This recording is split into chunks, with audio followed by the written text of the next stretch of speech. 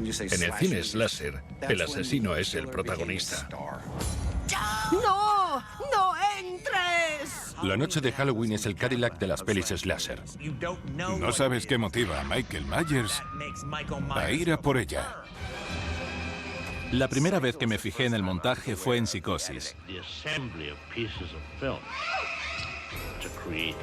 La matanza de Texas es de las películas más importantes. Es llevar el terror un paso más allá. Es la que más me ha marcado. A veces te apetece relajarte y ver cómo Jason se carga una panda de adolescentes idiotas.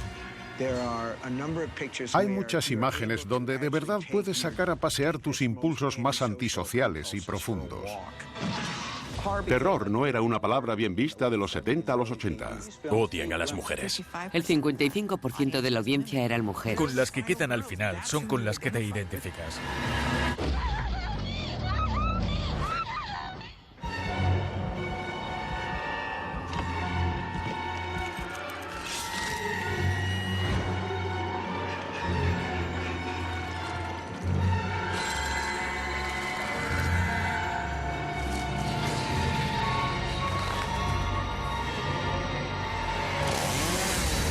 La historia del terror.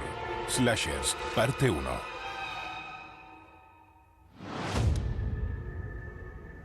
El primer día de rodaje de la noche de Halloween estaba detrás de una casa.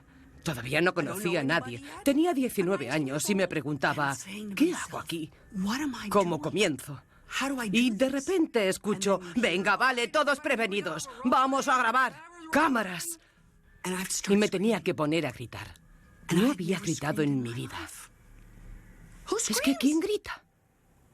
¿Quién grita?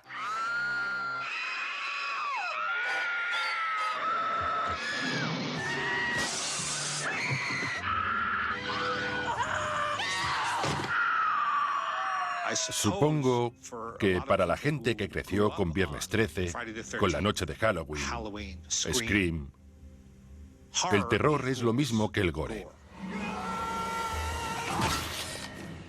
Hay quien cree que todas las películas de terror son slasher, pero no es así. También hay quien piensa que las pelis slasher son misóginas y que solo las ven hombres. Y ahí también se equivocan.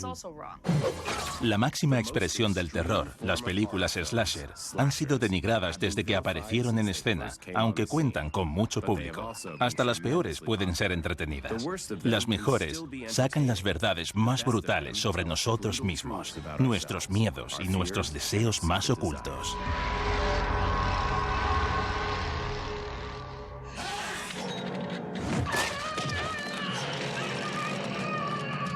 En 1974, llega Bob Clark con Navidades Negras.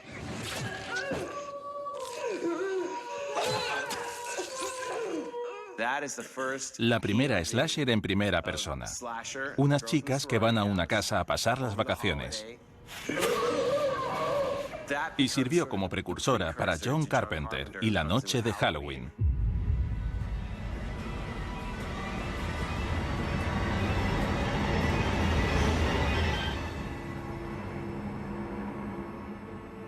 Halloween es técnicamente una película slasher, pero es el Cadillac de las pelis slasher.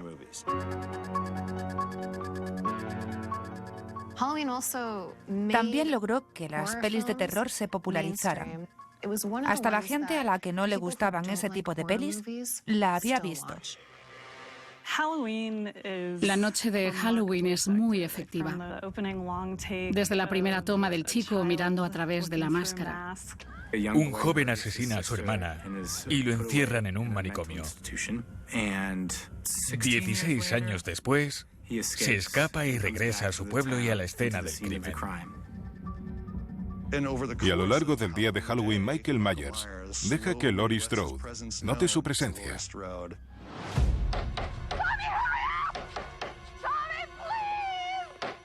Eso no pasa en muchas pelis de miedo, que el protagonista te guste. En Viernes 13 quieres que mueran los buenos y los malos, pero aquí no quieres que Jamie Lee Curtis muera, sino que sobreviva. Creo que era una cuestión de emociones. John me dijo muy claro lo que quería, que mostrara toda mi vulnerabilidad. Por eso me eligió a mí, por lo visto, y no lo entendí con 19 años. Supe lo que quiso decirme cuando vi la película en un cine de Hollywood. En la escena donde Laurie Strode sale de noche a la calle para volver a casa caminando, de repente el público empezó a gritar: ¡No! ¡No entres! Ahí entendí que lo que John pretendía es que le cogieses tanto cariño que no quisieras que le pasara nada malo. El terror se recrea con el ambiente, la atmósfera y el estilo cinematográfico. John Carpenter usa las tomas panorámicas y la cámara Panaglide al inicio de la noche de Halloween para dotar a la película de esa efectividad. Cuando conocí a John, me impactó desde el principio que quisiera que la cámara contase la historia, no que fuera un mero dispositivo de grabación. John y yo veíamos la Steadicam, o mejor dicho, la Panaglide, como una herramienta esencial para que la cámara se moviera con fluidez. No sabías dónde estaba Michael Myers. Le veías fuera mientras la cámara estaba dentro con una pareja besándose en un sofá o algo así y te decías, vale, debe de estar por ahí fuera. Si ves muchas pelis de este estilo, ya no te asustas, aunque Michael Myers me tuvo muerta de miedo durante años. Solo pensaba que había un tipo por ahí que podía aparecer de la nada y asesinarme en un segundo.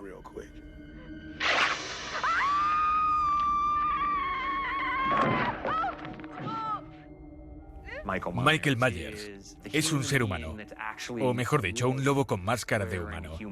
Es una persona que ha perdido su humanidad.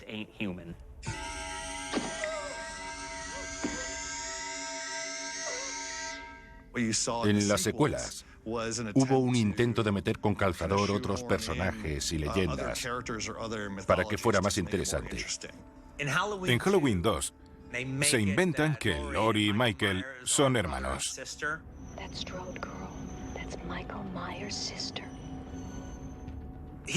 Él no es su hermano ni nada por el estilo. Esos son gilipollas. Nadie dijo nada de eso en la primera. Lo que la hace tan genial es que, de verdad, no sabes qué motiva a Michael Myers a ir a por ella. Halloween fue una de las primeras películas que hicieron que la chica cambiara al final. Una protagonista mujer que comienza siendo la víctima y que al final es una luchadora que se defiende. Una fórmula que funcionó muy bien y que se ha vuelto tan común que la gente ya ni se da cuenta. Es pureza. Tiene pureza y transparencia. La inocencia y el peligro se funden con la música, los juegos de cámara y las interpretaciones. Por eso creo que seguimos hablando de ella hoy en día.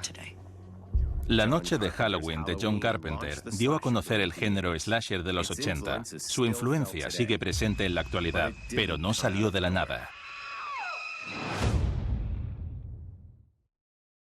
Good evening. I have some news that will delight you. Murder is not dead. Desde Psicosis de Alfred Hitchcock en 1960 empezamos a ver un nuevo enfoque en el terror. Era un tipo de terror que no provenía de una anomalía radioactiva grotesca, sino que podría acecharte desde el piso de al lado. Un joven amable como Norman Bates podía ser el nuevo Frankenstein o el nuevo Drácula.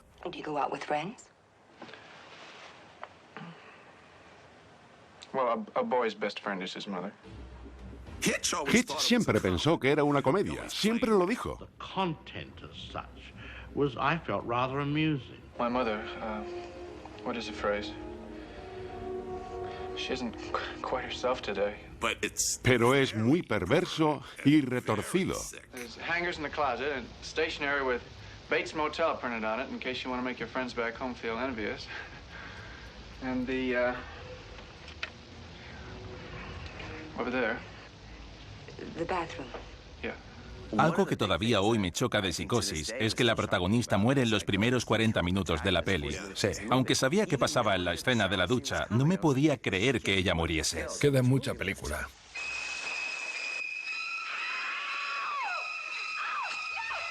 Psicosis elevó el terror a un nivel que nunca antes había visto. Nunca. Porque era casi real. Antes de Psicosis eso era inimaginable, ese grado de terror. La película y Hitchcock metieron el miedo en la ducha. La primera vez que me fijé en el montaje fue en Psicosis.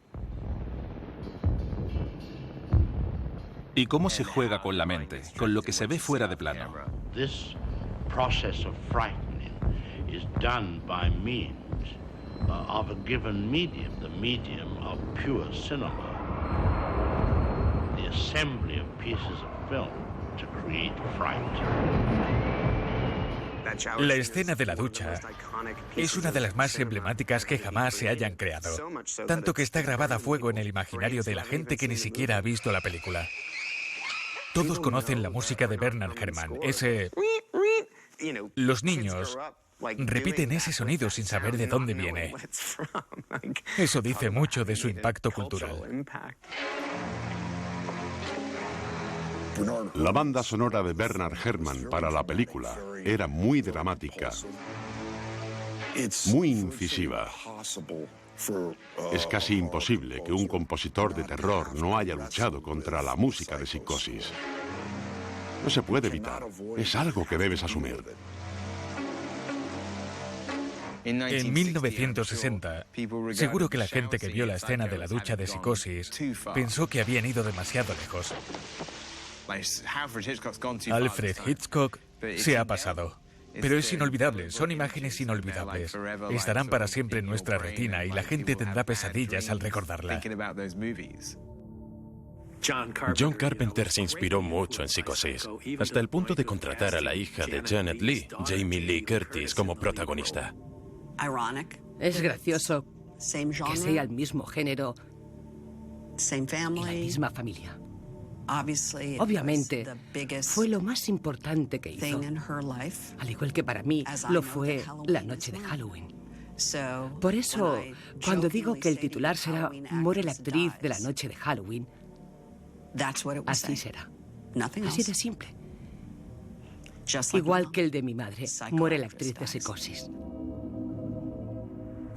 Gracias a Hitchcock, la gente puede aceptar que el cine sea lo principal en un thriller.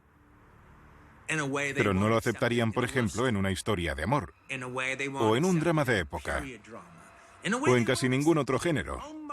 Porque Hitchcock enseñó a la gente a pensar que lo primero es el cine.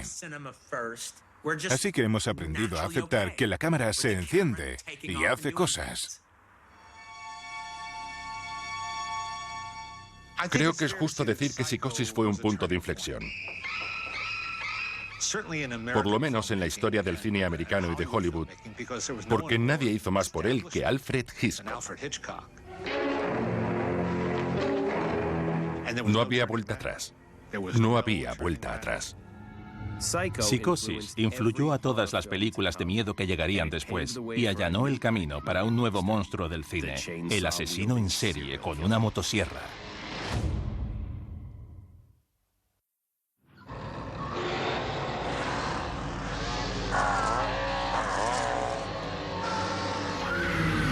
Si recapacitamos sobre Psicosis y la noche de Halloween, el puente que se tiende entre las dos es La matanza de Texas de Tobe Hooper. Sí.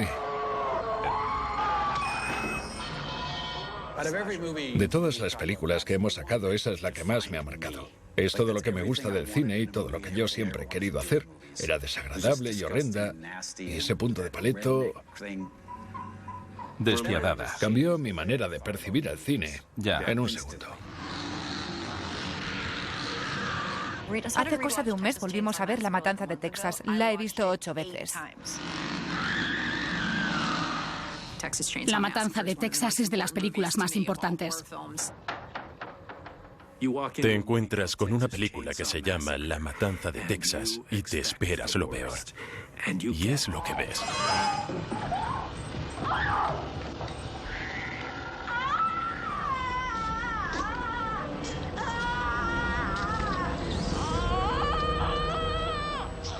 Era muy potente y visceral,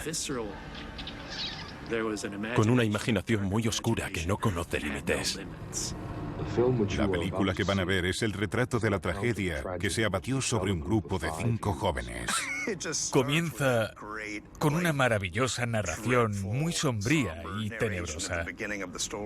Los eventos de ese día llevaron al descubrimiento de uno de los crímenes más extraños de los anales de la historia americana: la matanza de Texas. Así que nada más empezar ya te planteas que estará basado en una historia real, y luego aparece una fecha. Te hace pensar que de verdad estás metido en una historia real.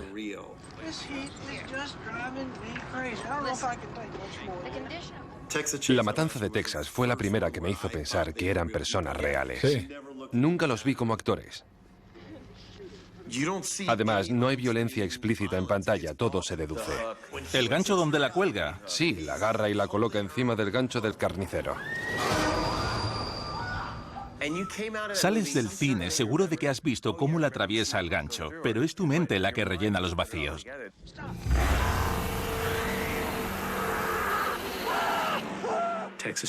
La matanza de Texas está inspirada en la historia de Ed Gein de Wisconsin. It was a crime that shocked the small town of Plainfield, Wisconsin.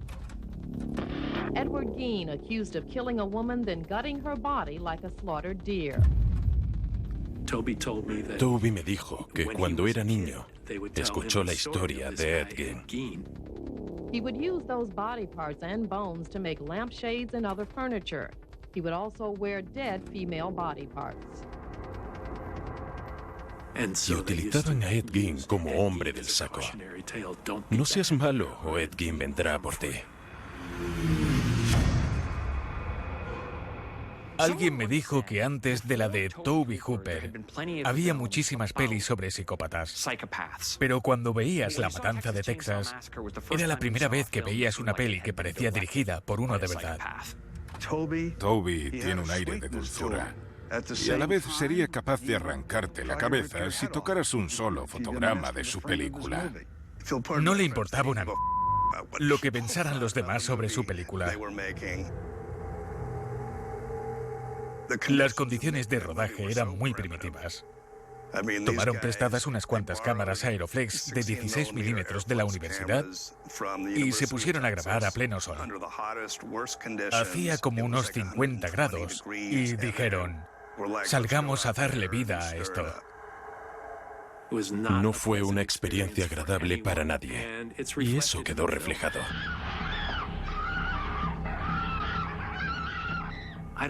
No creo que Tobe Hooper se propusiera hacer una peli sobre Vietnam, pero no podía evitar plasmar la rebelión que se respiraba. Era una época políticamente compleja que se vio agitada por Vietnam.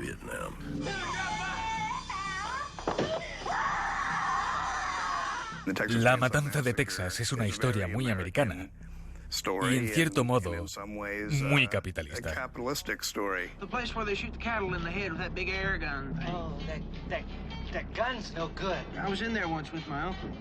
En realidad, la matanza de Texas va de una familia de trabajadores desfavorecidos.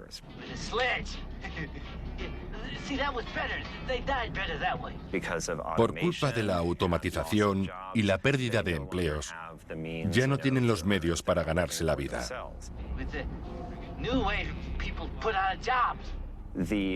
La clase obrera oprimida utiliza sus herramientas contra los opresores, herramientas como la sierra mecánica, el martillo, etc. Eso se une a una represión social. La gente consume carne, pero no se pregunta de dónde viene. Al usar a los jóvenes como ganado y hacer que los trabajadores desfavorecidos se rebelen contra el sistema, vemos una catarsis, tanto de la propia carne como de la clase trabajadora.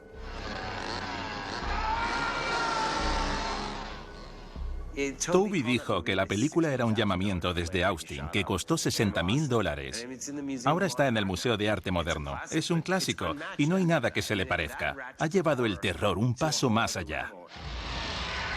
La Matanza de Texas, La Noche de Halloween y Psicosis abrieron las puertas a un nuevo tipo de terror. Pero el género slasher, tal y como lo conocemos, vio la luz con la saga de miedo de mayor éxito de todos los tiempos. Viernes 13. Cuando pensamos en Viernes 13, pensamos en adolescentes muertos. Y en el imparable Jason Voorhees. De pequeños todos hemos visto Viernes 13, partes 1, 2, 3, 4, 5, 6 y 7. La octava era la peor. Pero en cuanto a los personajes, Jason Voorhees era el mal. Creo que soy el hombre que más personas ha asesinado en pantalla. Hago de Jason en 4 de las pelis de Viernes 13. Interpretar a un personaje así es mucho más que ponerse una máscara e ir por ahí dando sustos. Las dos herramientas más importantes de un actor son la expresión facial y la voz. Pero yo no pude contar con ellas, porque este personaje es mudo y lleva una máscara.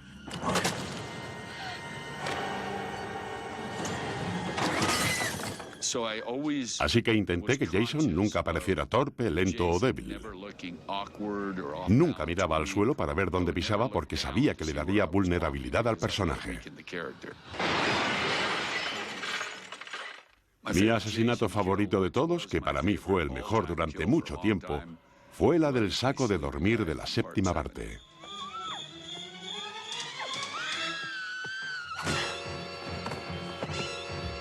Me entregué al 100% en ese personaje y me encantaba interpretarlo. Jason! Jason! Jason! I'm sorry. That's the wrong answer. Jason es sinónimo de Viernes 13, aunque apenas sale en la película original. Por lo demás, no le falta ningún detalle. Viernes 13 trata de un grupo de estudiantes que decide reabrir un campamento abandonado y acaban siendo el objetivo de un asesino misterioso.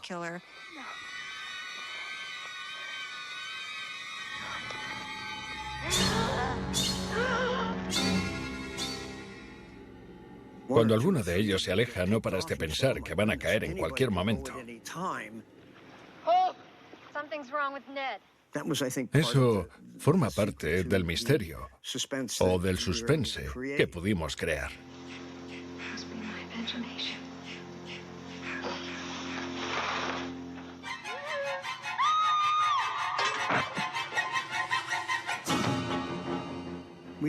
Necesitábamos a alguien que supiera más que nosotros sobre cómo hacer efectos especiales. ¿Quieres apuñalar a alguien? ¿Cómo lo haces? No puedes coger un cuchillo de goma y empezar a darle a la gente. Tuvimos mucha suerte de toparnos con Tom Savini y él tenía muchísimas ganas de participar. Trajo una energía muy positiva y maravillosa. Kevin Bacon estaba sentado debajo de la cama, solo sobresalía su cabeza. Así que en realidad la flecha le atravesaba un cuello y un pecho falso. Y mi ayudante bombeaba la sangre. Mientras la bombeaba, el tubo se salió durante la escena, lo agarró y empezó a soplar. Y por eso se ve la sangre regurgitando.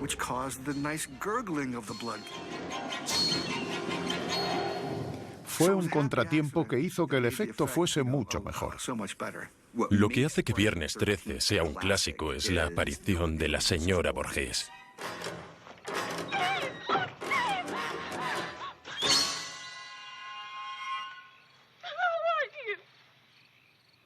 I'm Mrs. Voorhees, an old friend of the Christies. Todos intentan sobrevivir mientras ven cómo uno a uno caen en las manos de un asesino que no conocen y entonces se revela que es la madre de un chico que se ahogó. La madre se volvió loca al morir su hijo y ver cómo todo el mundo lo ignoraba y seguía adelante, porque ellos no podían volver a empezar y seguir con sus vidas. La manifestación de esa pena es muy poética y llega al público. Escuchamos algunas canciones que Harry compuso para la primera Viernes 13.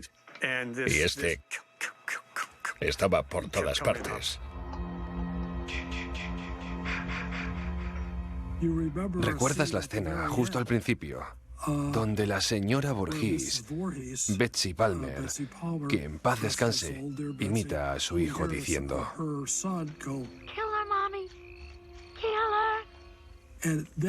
Para mí fue una señal.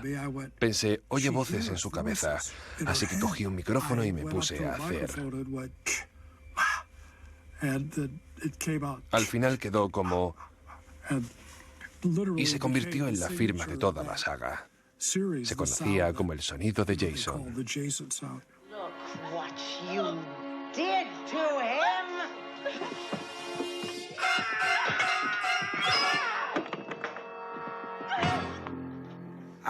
Recuerdo que pensé que ya se había acabado la película cuando estaba en el lago. De verdad pensé, bueno, supongo que estará en el bote. Pero no, salió del agua y me pegué el susto de mi vida.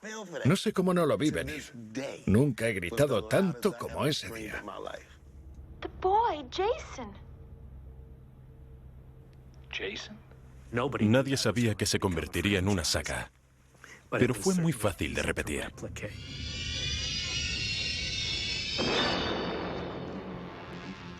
De lo que más me arrepiento es de haberle puesto una bolsa en la cabeza. Al hacer la tercera parte, contratamos a un experto en 3D que también era jugador de hockey. Yo seguía dándole vueltas porque no iba otra vez a ponerle la bolsa. No sabía qué hacer y un día llegó a la oficina con la máscara de portero y me dijo, ¿qué te parece esto? Era perfecto. Al instante ya vi el potencial que tenía.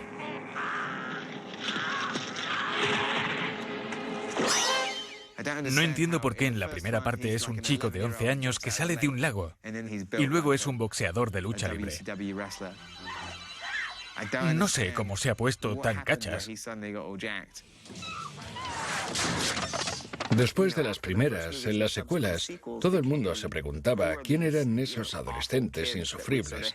Todos queríamos que Jason se los cargara.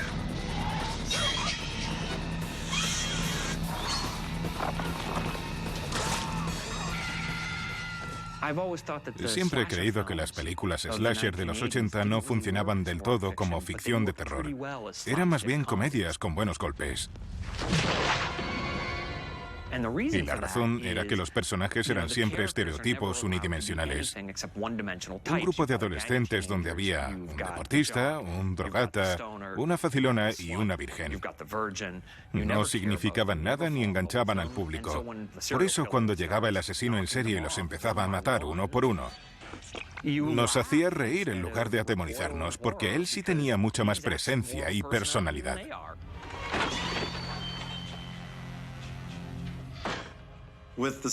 Con el éxito de Viernes 13 y de la noche de Halloween, los productores solo pensaban en encontrar más material y en hallar la fórmula secreta.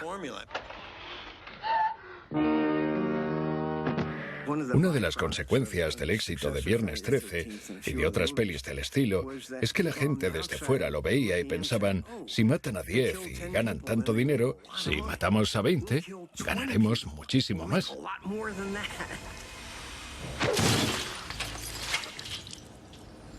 Al principio de los 80, las películas slasher se hicieron con el mercado.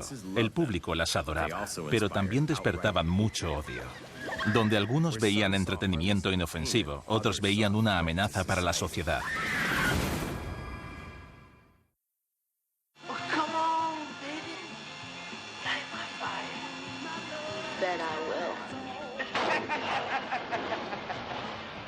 Te confieso algo, la peor peli de miedo que he visto era la... Ya, te entiendo. Así soy yo, porque cuando me la pongo pienso, ¿qué voy a ver? No tengo ni idea. Una película de miedo para mayores de 13 años tiene que asustar de una manera más artística.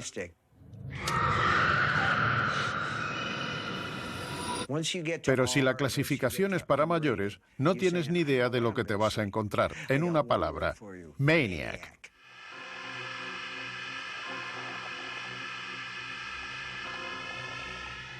Maniac es de mis películas favoritas. Pensé que a ti también te gustaría. Por eso te he traído un regalo, una figura de la peli. Esto no está ensayado. ¡Qué fuerte! Es una figura original.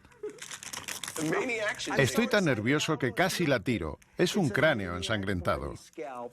¿No es bonito? Sí, lo es. De verdad. No sé cómo agradecértelo.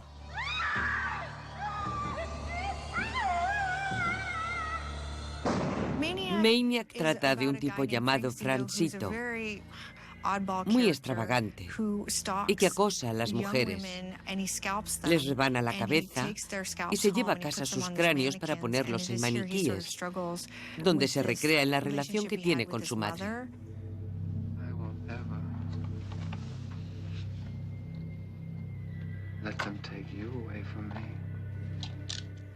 Es una mirada muy profunda a lo que ocurre dentro de la mente de un asesino en serie.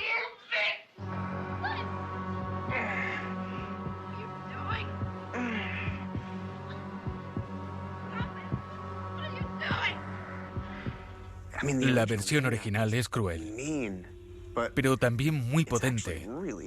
Y gracias a la interpretación de Joe Spinell, también es muy emotiva.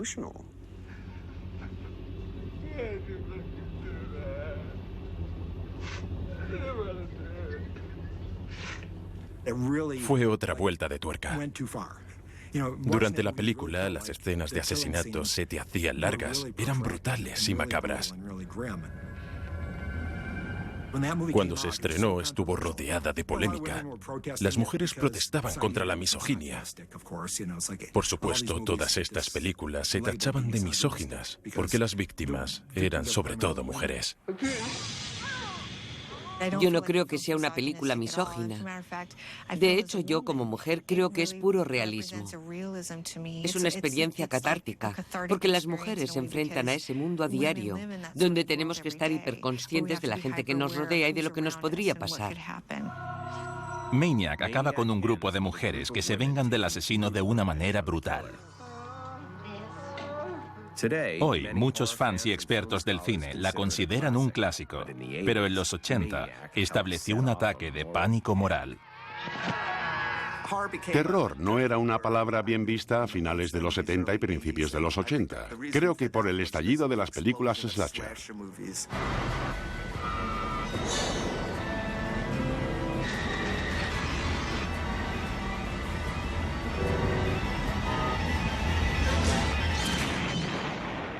A new breed of shriek merchants has exploited the once honorable genre of the terror film. Era un entrenamiento de terror barato, y esas películas slasher sufrieron una mala prensa por masacrar a las mujeres, por su violencia, por el gore, y los directores de buen cine de terror tenían miedo a verse perjudicados por el legado de esas pseudo-slasher. Creo que la gente está confundida. Identifican estas películas con los primeros thrillers como Psicosis o como Halloween que nos gustan. Estas películas no entran en la misma categoría. Estas odian a las mujeres. ¿Pero no creéis que una buena peli de terror empaña la crítica? Como que se ciegan con la sangre y no saben ver más allá. Sí. Sí. No ven nada más que la muerte. Totalmente. Piensan que si les gusta la película están diciendo que lo que ven es real, que les gusta ese tipo de violencia. Esas críticas son normalmente una plataforma para decir, soy buena persona, a mí no me gustan estas cosas, pero en realidad nos encantan. Disfrutamos con la fantasía y con una historia de miedo, como en un cuento de los hermanos Grimm. Las pelis slasher homenajean a los personajes femeninos, porque solo son chicas las que sobreviven en estas películas. Con las que quedan al final son con las que te identificas. Las mujeres son los personajes inteligentes y los tíos salidos que solo quieren tirarse a su novia acaban mutilados. Muchas feministas que se oponían a las películas de terror no las habían visto ni analizado.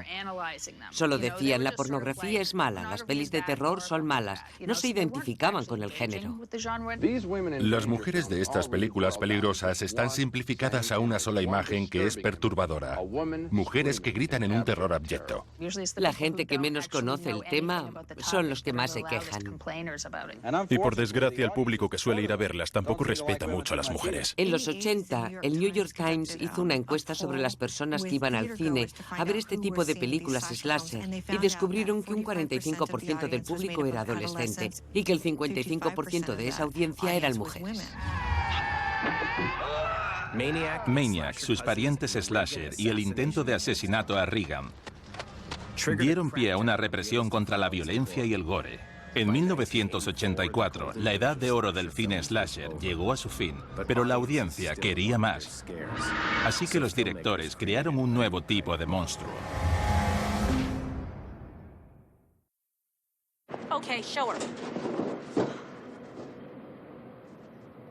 Well, is it a good guy or not? It is. It is. Una de mis primeras experiencias con el terror fue Muñeco Diabólico. Hi, I'm Chucky, and I'm your friend to the end. Heidi-ho. La primera vez que la vi tenía 4 o 5 años. Era un muñeco adorable, pero de repente cobraba vida. Y luego estaban esos momentos en los que la cámara se movía. Y tú lo veías como a través de los ojos del muñeco. Me daba muy mal rollo.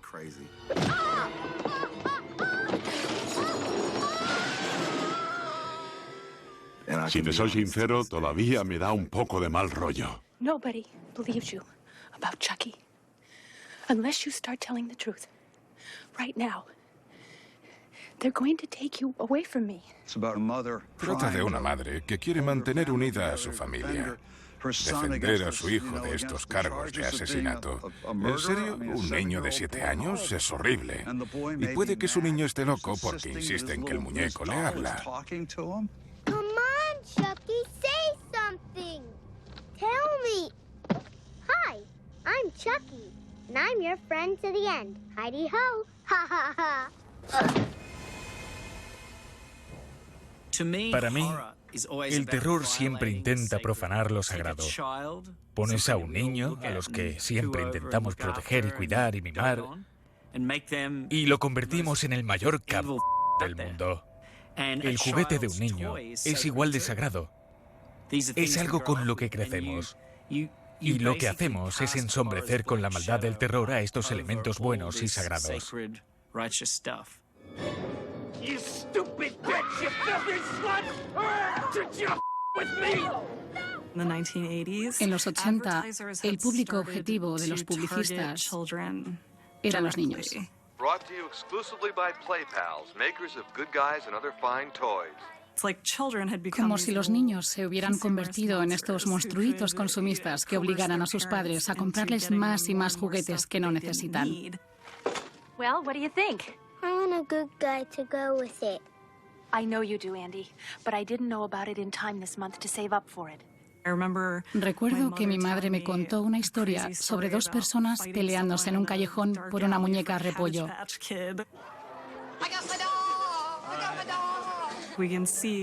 Vemos cómo se sigue la línea entre los anuncios que se dirigen al niño como consumidor, por un lado, y por otro, las posibles consecuencias que eso conlleva.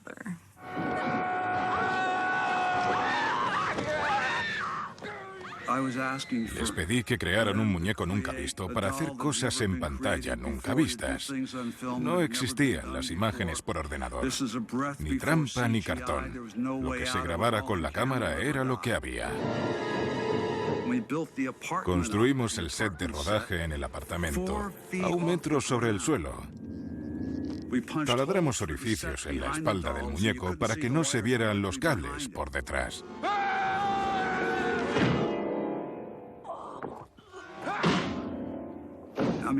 Usé todos los trucos que conocía para mantener la ilusión de que el muñeco estaba vivo y se movía.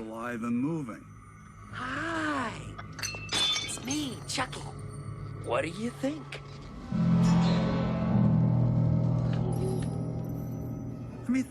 Piénsalo. Te persigue una cosa así de alta con un cuchillo. No sé, ¿quién se cree eso? Pues lo hicieron, ¿no? Chucky forma parte de la historia del terror. Su cara se ha ganado un hueco entre los grandes, junto a la máscara de hockey, la máscara de Michael Myers los guantes de Freddy. Ahí está.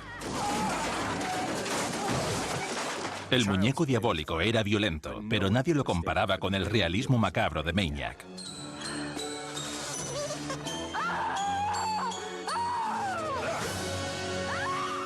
Chucky seguía la estela que había dejado uno de los personajes más famosos de la historia del terror, Freddy Krueger. Pesadilla en Elm Street salió en 1984. Me acuerdo de verla y estar muy emocionado porque consiguieron darle un giro a este subgénero en el que ahora se habían establecido reglas de otro mundo. En la segunda parte, veremos cómo Pesadilla en Elm Street sacó a las slashers de su tumba.